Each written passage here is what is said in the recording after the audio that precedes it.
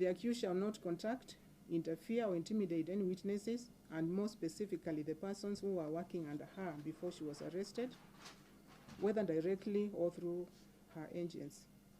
And also not to contact the two siblings, that is Gabriel Hannah Cohen and Dr. Bernard Cohen.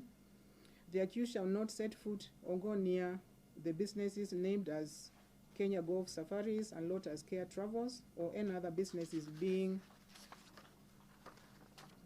operated by the deceased, whether those businesses were jointly owned with the accused or not, until further orders and directions of the court.